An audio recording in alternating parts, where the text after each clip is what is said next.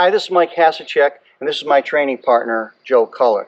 Today we're going to be talking about close quarters self-defense, but in the context of carrying a concealed handgun. You know, in most cases in the firearms industry, firearms instructors have a lot of training in safe handling of firearms and shooting, but not so much in empty hands, close quarter self-defense. Today we're going to try to bridge that gap and bring that empty hand, close quarter self-defense to the gun world. The influence of a lot of these techniques that we're going to be showing today comes from several different individuals, particularly Paul Vunak, who I've trained with for 25 years. Paul is a world-renowned martial artist who is well known for training Navy SEALs in their close quarter combat technique, empty hand.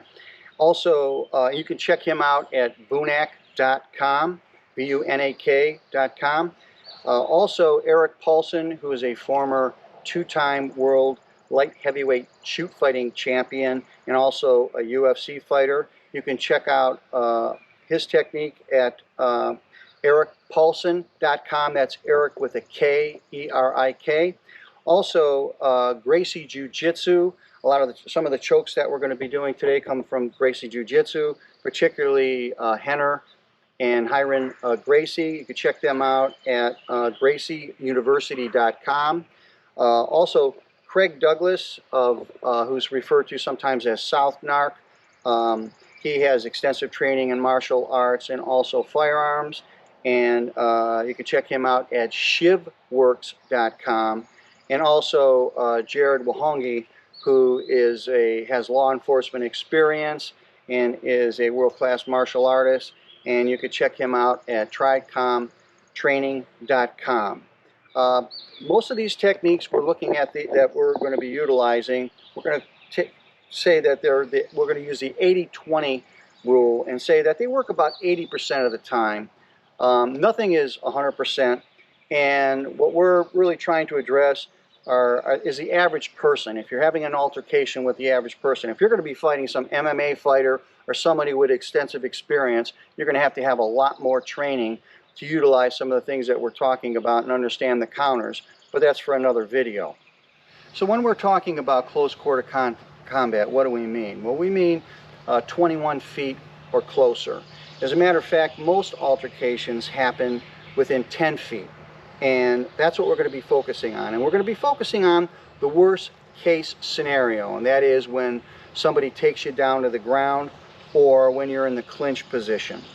You'll notice that we are wearing our street clothes. We're not training in sweatpants and sweatshirts, and that we're wearing the kind of clothes that we would be wearing on the street. That's how you should train, because that's what's going to happen when you're in an altercation. Safety-wise, we're using blue guns. So we have no live firearms and no live edged weapons on us. Blue guns are solid polymer replicas of real handguns, but they can't fire, obviously. Knives, we have training knives. Joe, you want to show this? This is also a training knife, has no edge on it. These are the kinds of things. Here's another example of training knives we're going to be using. Because safety is most important and paramount when you're training. So let's talk for a minute about how you might set yourself up to prepare yourself for an altercation, what you might carry, what are some of the tools that you might have on you. I'll start with myself and then we'll go to Joe. So I carry a P380 handgun car. This is the blue gun version of it. Okay, nice and small and very concealable, and an inside the waistband holster. And by the way, you know, you'll see sometimes in training videos, particularly with firearms instructors, they have mag carriers outside the waistband holsters with their gun hanging out. I mean, you can't walk around like that in most places. So, you know, this is what we would do from a reality standpoint. You got to make sure that you check your state and local laws on what you're allowed to carry and how you're allowed to carry it before attempting any of this. So anyway, I carry also a knife in my pocket, which is a folder, It has a Emerson wave on it, so when I pull it out, it deploys, comes out deployed and ready to use, and it clips into my pocket. I also carry a flashlight that I could use for bludgeoning, or if I want to blind somebody, it has a strobe on it. And then in addition to that, I carry in my other side, my left side, because I'm a left-handed shooter, I carry a tactical pen. This is made by Benchmade. This one particular one has a carbide tip on it, which you could use as a glass breaker if for some reason you're driving and you get in an accident and you go into the water and you got to get out of your car and break your window. This works really well, but it also works in a self-defense altercation as well. And then I also carry a small knife, hideaway knife, and this actually fits right onto your fingers, and you could use it, actually even hold your gun while you're utilizing it.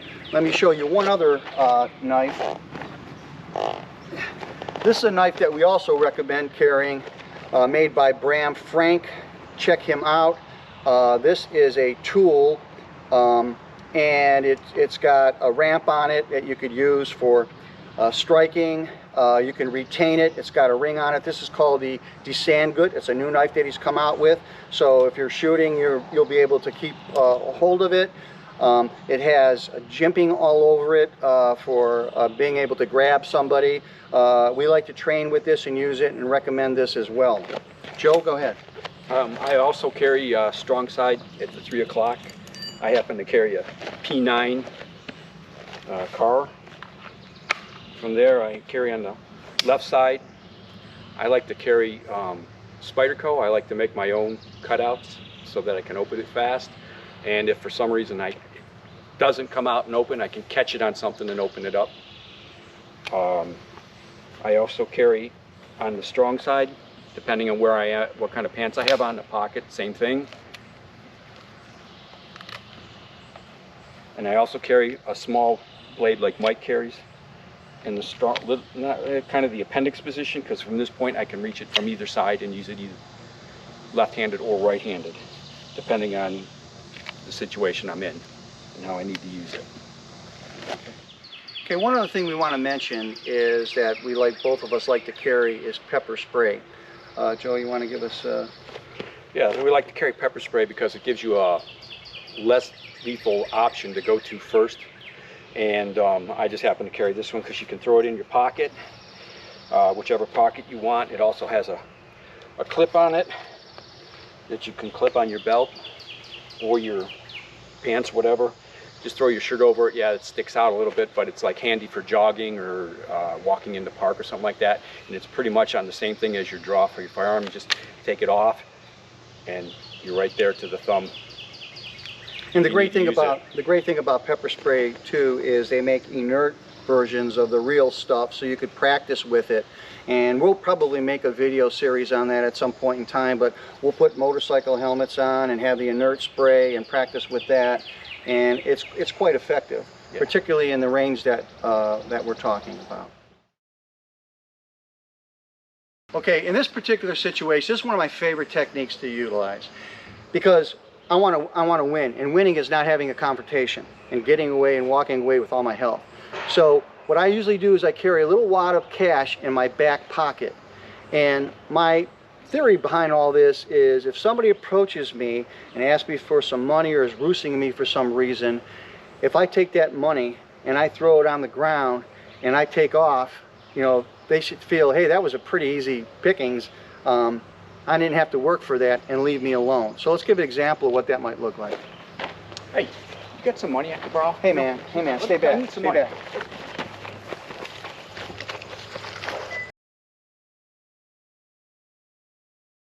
Do a little demonstration to give you an example of what we mean by reaction time.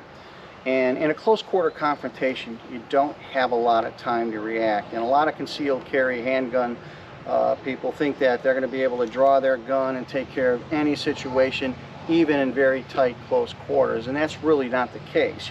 What you really need to do is get control of the fight before you deploy your firearm. So what we have is a shot timer that you use on the range. that's going to do a beep, and then I'm going to touch Joe, and he's going to go to draw his firearm and show you how fast I can touch him, particularly when I hear that sound, and because he's got more to do than I have to do. All I'm trying to do is hit him. And in reality, if he doesn't know when I'm going to be throwing a punch, that reaction time is even slower than we're showing on the shot timer. So let's do that real quick demonstration.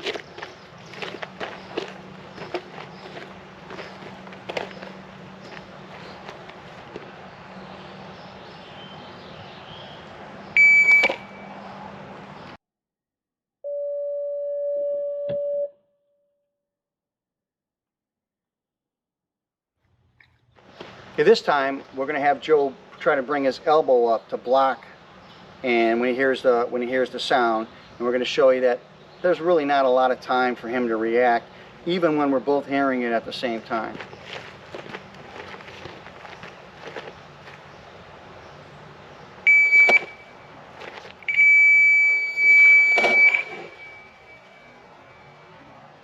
Let's talk about distance for a second here, because I think this is important after you saw the last demonstration.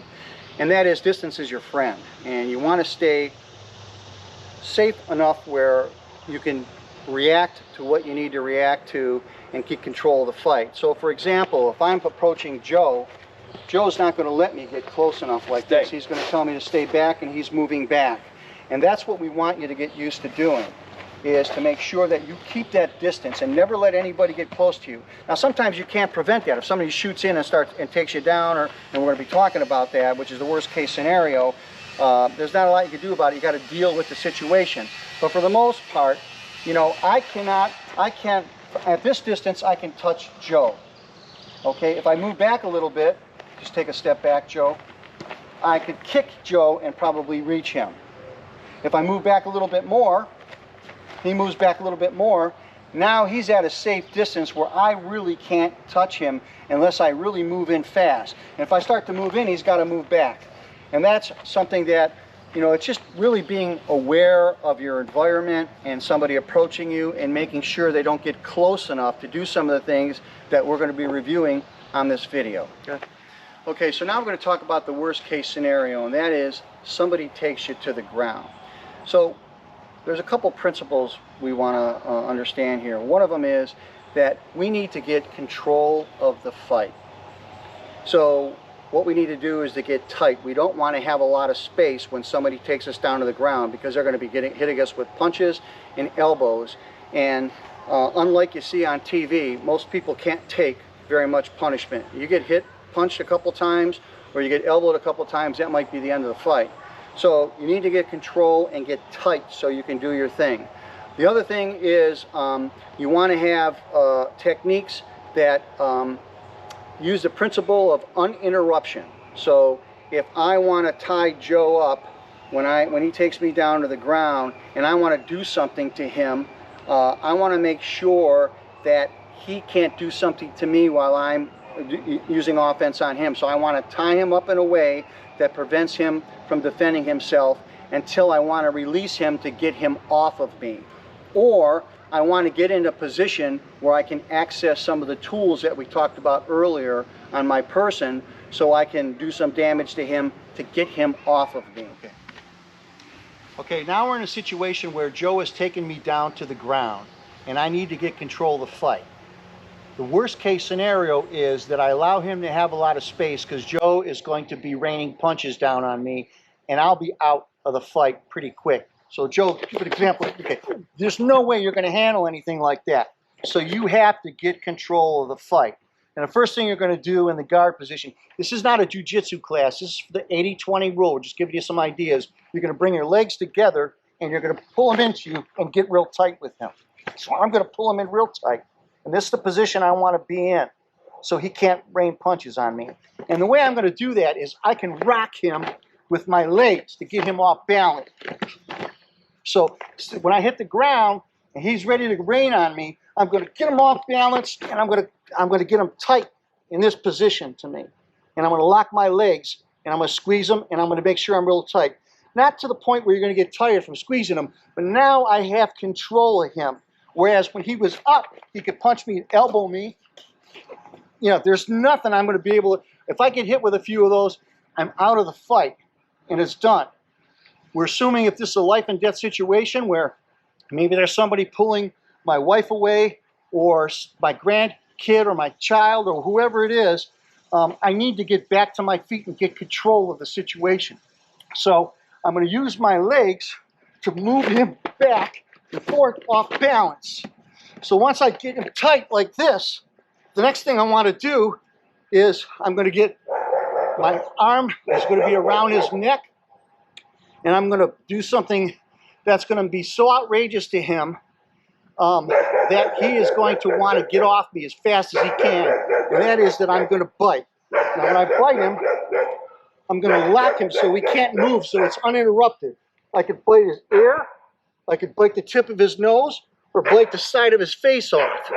But I've got him nice and tight, and I'm in a position where I could bite him, and he can't get out. Just try to get off, Joe. He can't get off. I could continue to do this all day long. And then, after I've done it for a while, because it's uninterrupted, then I'm going to release him. He's going to want to get off. And then I've got my gun drawn, and I can give him instructions on what I want him to do. Okay, so in this scenario, what we're going to show you is do the complete, exactly what we're going to do, how we're going to get control of the person, and the commands that we're going to give that person, probably the safest way to exit the fight. And if the guy gets up and he walks away and he wants to run away, you let him run away. You're not a police officer. You're not there to arrest somebody, but you're going to call the police and report what happened. If he's not cooperating and he's still there, then you got to tell him what you want him to do now that you have your firearm out, and he's going to follow your commands. But we'll have Joe talk about that. Then we're going to have Joe demonstrate how to get up. So I showed you if you're staying on your, if you're on your butt and maybe you don't have physical capabilities to get up, you can shoot from different positions. You have to practice that on the range in a safe manner. But today we're going to talk about the commands and what you want somebody to do as well. So I've taken Joe down. I'm in his guard, and I'm getting ready to hit him. He's going to get control of me, and he's going to do an uninterrupted bite. And he's going to continue to do that until he feels that he can let me go, because I want to get off. You'll see me trying to get off of him, because I don't, it's a horrible thing to have done to you. And then as I get up, he'll push me off, and then he's going to give me direction on what he wants me to do. Okay, so I'm up, come up.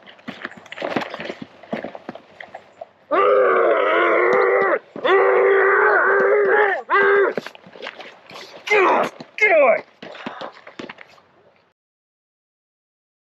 Stop! On your knees, or back up 2 steps. On your knees. Hands on the ground. On your belly. Cross your legs. Hands out to the side, arms out to the side. Palms up. Turn your head to the right side.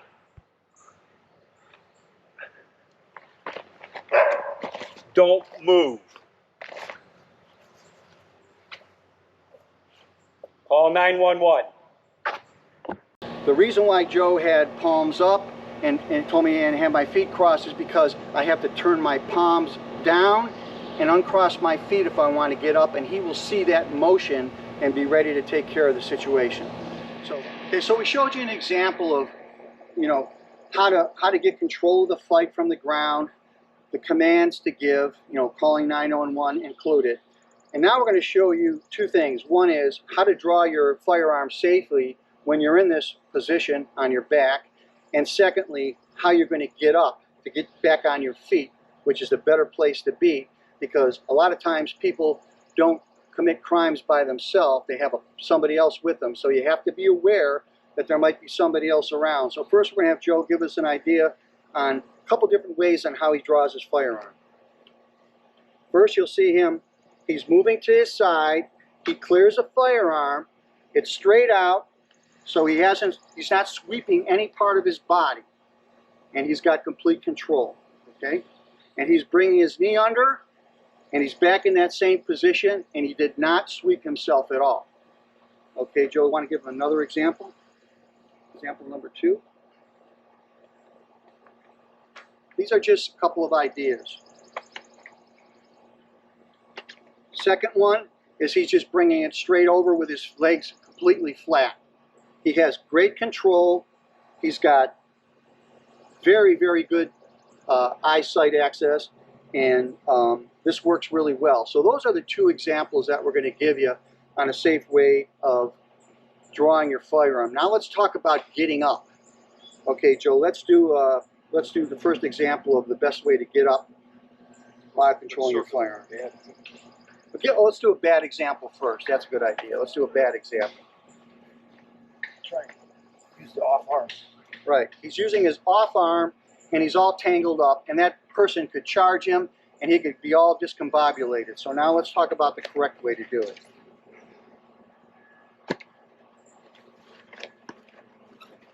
So as you can see, he's in complete control the whole time. He's not sweeping his body, and he's getting up in a calm, slow fashion. He's not hurrying so he loses his balance, and he's able to get control of the situation. All right.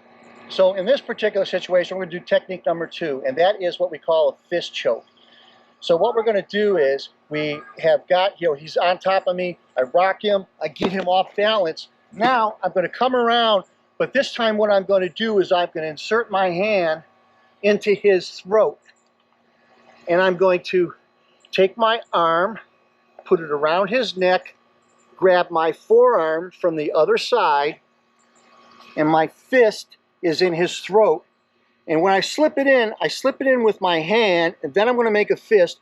Then I'm going to bring my elbows together and get him in a really tough choke. And I'm going to keep that choke on until I can feel that he has to get off me to get control. So I'm here. So I pulled him down. I have that fist choke in. I apply it. He's going to tap when he feels it. All right, so he tapped already. I would hold that for a while and make sure that he struggles a little bit, because all he wants to do is get off. But I'm not letting go because I got complete control. And then I'm going to release him and get off. He's going to want to get up and catch his breath. And then I can draw my gun and I'm ready. So you can see that I wasn't applying very much pressure at all to him. He's already feeling it. Okay, so that's the first one. Second one is we're going to do a t-shirt choke. So a lot of times you see people in the summertime, they're wearing a t-shirt like this. I could actually use this fabric to get a choke. And what I'm going to do is I'm going to take my thumb, I'm going to bunch up the t-shirt and grab it with my right hand. I'm going to take my left hand and I'm going to insert it under his throat, grab my forearm, and then I'm going to bring my elbows together and come up at the same time. He's already tapping. And I can hold him here like this. He's not going anywhere. I've got control of his t-shirt, and I'm pulling his t-shirt into his throat. This is actually a blood choke. And it's a very difficult choke to get out of. So I'm going to hold him, and then after I got him for a while, and he's starting to get a little bit more limp, and he's trying to push off me, I'll release him so I can get control of my gun, and that's another way to get somebody off you. Now we're going to do a hood choke. So a lot of people wear hoodies these days, and hoodies are great ways to grab material to do a choke on. And there are a couple different ways you could do it. I like the way Gracie's do it, and they have a whole series on it if you go to Gracie University on a bunch of chokes. But the one I like is where I'm pulling his head down, I've got the control, and he's got a hoodie on. So what I want to do is I want to use that hood. So what I do is I grab a bunch of that hood in the back, and I bunch it up. And now I'm holding him down. Now I'm going to take my right hand, and I'm going to insert it inside about, close to where my other arm is. So it's going to be in this position like this. So I'm here, and I'm going to grab it, and I've got it here like this. Then what I'm going to do is I'm going to loop this arm over his head and bring him close to me and bring my forearms together, and it's going to be a very, very difficult choke to get out of. So what I do is I loop, bring it in. You can see how tight my arm's already. This is a blood choke. You can see that I'm cutting off the blood circulation in his neck. And then I'm going to, the hand that's on top, I'm going to go move to that side and bring him close to me. And I'm going to bring him in, and he's already tapping. No, I didn't tap. Okay, all right. Okay, you tap when you're ready, okay? Oh, yeah, go ahead. Okay, so I'm going to pull him in, and then we'll see when he's going to tap from the choke. All right, he's tapping already. So I'm going to, what I'll do is I'll hold him into that choke position as tight as I can. Yeah, I'm either going to bring him down to me, or if he stays up, I'm going to come up to him. But I've got the choke on, and then I'll release him when he's half gassed out, and I may just have to kick him off, and I go ahead and I do my thing. So I'm going to have Joe do it. Choke him out. Yeah, choke him out. Or I could just choke him out and release him. It's a blood choke, so it's not like you got to be careful when you do these and get with a qualified instructor to understand the nature of it and when to release. Okay, here we go. We're going to have Joe do it. I'm going to resist a little bit just to show how a much larger person is not going to last very long in that choke position. Okay? Yep.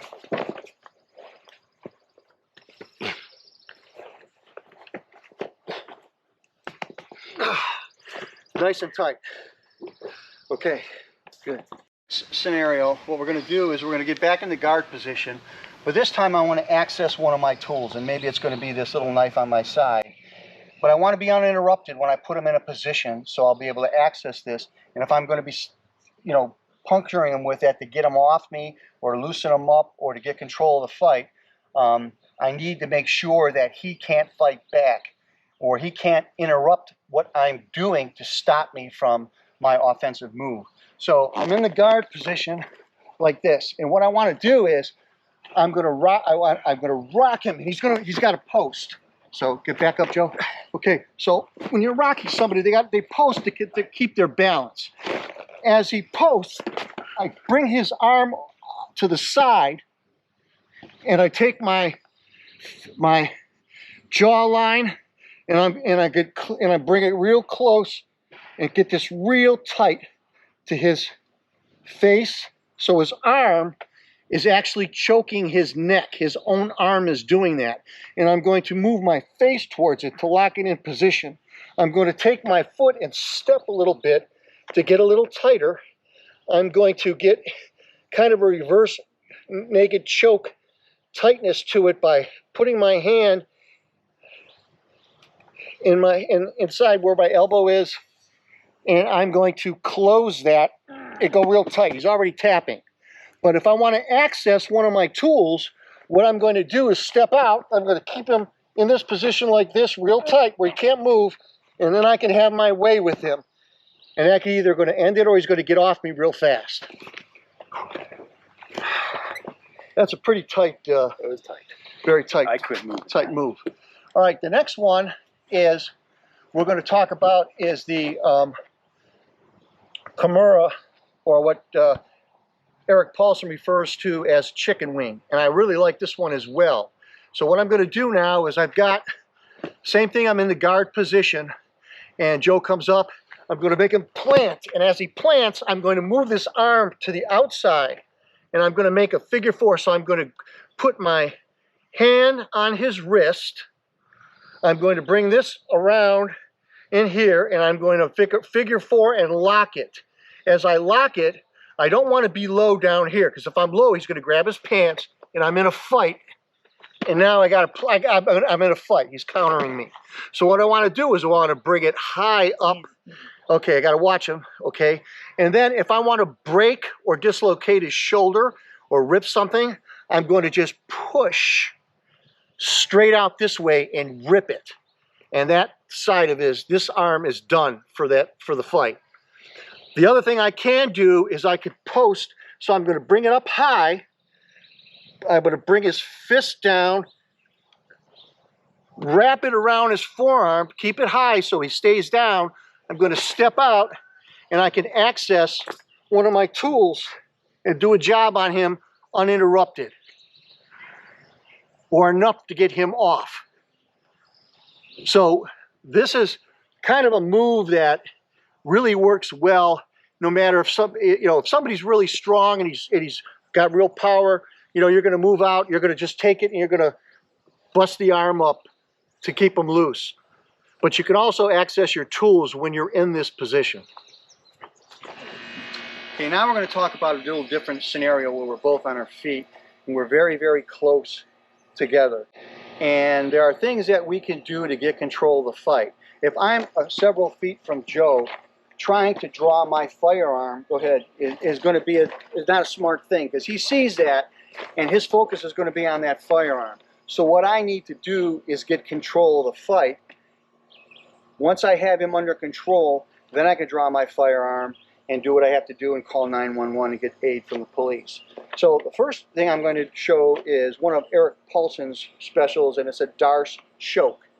And the way I like to set this particular technique up is if Joe's kind of got his fists out in this position, and there's a situation happening where I feel like my life is threatened, or one of my loved ones, something's happening, and I need to get control and get on it. I got to take care of this as quickly as I can. So the first thing I'm going to do is I'm going to trap the lead hand, and I'm going to pound his neck with my forearm. So in slow motion, I'm in this position. I'm going to come out here and hit him as hard as I can here, in this particular position. And when you're slapping somebody down with that, like this, you're hitting him as hard as you can. This is a pretty good blow. And as you can see, his head is down from that. And what I'm going to do is I'm going to take my right hand now, I'm going to slip it under his neck and come across. And now I have a choke on him. This is called a Darce choke. And I'm going to bring it down. He's already tapping. I've got control of him now. He's not, I can make him pass out from here, and I've got good control of fight. I can toss him to the side. I can step on his foot and toss him and trip him, but I've got good control of it. So that's the first one that we're going to do. So I'll have Joe demonstrate that on me. So I've got my hands up, traps it. Now this is going to, when this hits, that's like a little bit of a shocker. Okay? Yeah, go ahead. Okay, that's tight. If you put that on, it's good. Now let me show you one thing. Some people are very sensitive to protecting their sidearm. So if your sidearm's on your left side or if it's on your right side. So I'm going to show you how there's a couple ways of transition. One is, for me, this is my left side. Going here, that works really fine because it's over here. If I want to transition him to the other side, when I hit like this, when I'm hitting here, so when I'm trapped down like this, right, I'm going to shove him this way and come up around and go this way. All right, so now my right side is protected. Again, we'll show it real easy. So I hit him, I've got his head down, I toss it, switch my hands, come in, and take the Darce choke. And now my right side is completely protected with my firearm, and I can make him pass out from this or dump him somewhere onto the ground and go from there. Okay, so in this particular scenario, we're gonna, we know that most shooters are right-handed, right? So Joe's gonna show you the proper way, because I'm left-handed, to show you how to get to the right side, protect your right side, and then put that choke on, and then he's gonna toss me off after I've, from a blood choke, it only takes several seconds for you to go out when you put it on real tight. You see it in the UFC all the time. He's going to put it on me, he's going to toss me, pull his gun out, and then he could go through his commands if he wants, but he now has control of the situation.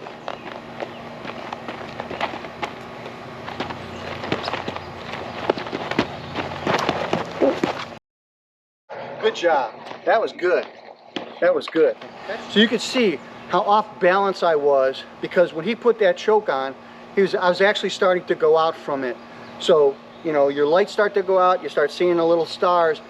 It's really a great technique, and it works. In this next technique we're going to be in the actual clinch position where we're kind of engaged. And this is a real common position that happens in a fight.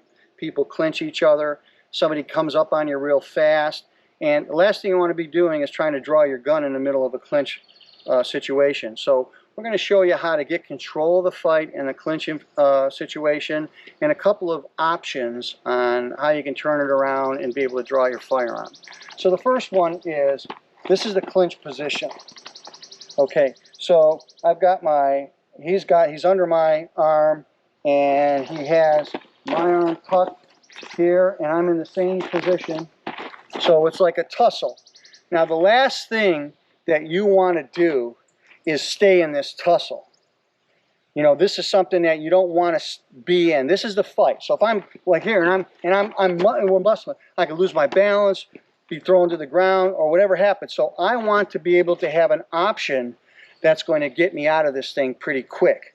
So the first thing I'm going to do is I'm going to do something called a shoulder bump. So the side that my shoulder is on, I'm going to bump him out. So we're in this clinch, and he may have me real tight, but when I bump him, he's going to move up. So as I bump him, I'm going to hit him to really loosen him up, because what I want to do is get an arm drag on him. So what I'm doing is I'm tussling with him, I shoulder bump him, meaning I smash into his face or his neck or his jaw, whatever I have, to get some clearance. I'm still engaged. I'm going to hit him as hard as I can. Bam, bam. I may hit him twice. Okay, then I'm going to release, come under. I'm going to, as I drag, I want to drag tight up here. If I drag, try to arm drag him from down here, he can re-drag me. So I want to be up high and have pressure on him. I'm going to take the V of my hand, insert it under his armpit, and push him off. Draw my weapon, and I'm ready to give him commands. Let's do it again. So I'm in this position. I'm going to shoulder bump him, hit him as hard as I can. So if I can get a couple of them in, I will. So I shoulder bump, hit him a couple of times. Okay, this is going to get him loose to release. I'm going to drag his arm. I'm going to be high and tight. Insert with my V, and I'm going to shove him off and draw my firearm. Now, this works even well with larger people. You're fighting a larger person. So Joe, I'm on Joe. I'm much bigger than Joe and stronger than Joe. And I'm trying to muscle him around. So he shoulder bumps me. That, I can't, I mean, my reaction, I know it's coming. Go ahead, do it again, Joe. I can't stop that. So he shoulder bumps me, hits me, I'm loose, takes the arm drag, pulls me around, he pushes me off.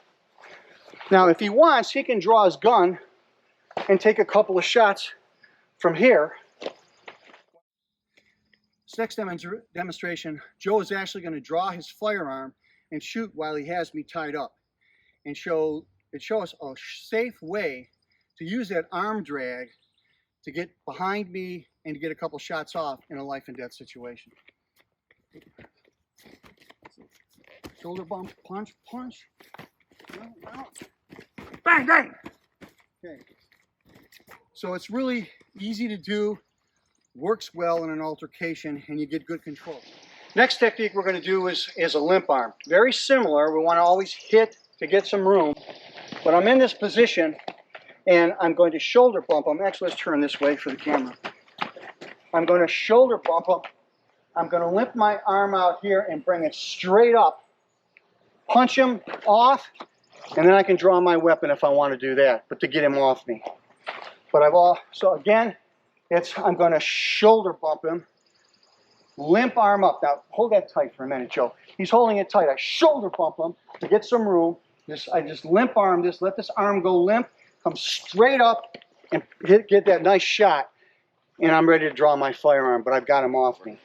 In this particular technique, and the last technique we're going to do on the clinch position, is we're going to trap the arm so we can deploy one of our tools and use that tool against our opponent to get him off of us.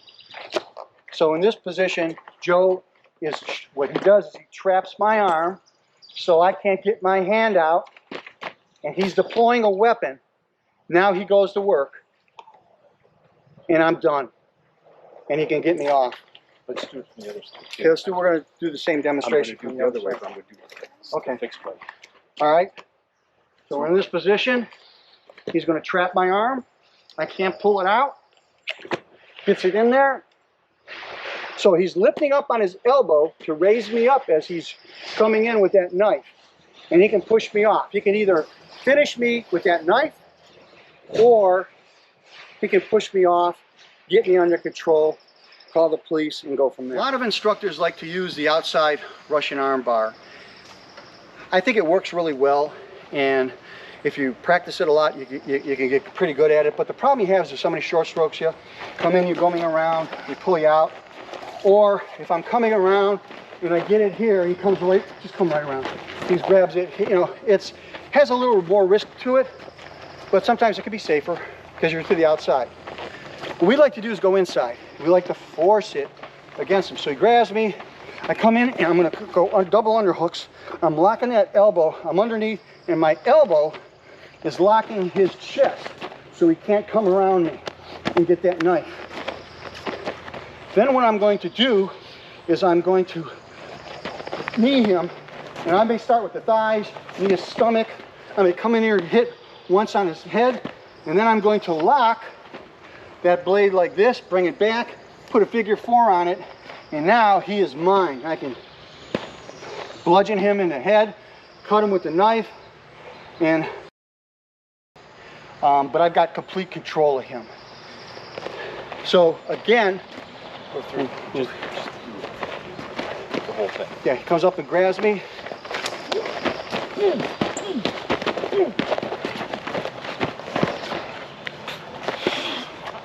He's done. I have him, and there's nothing he can do.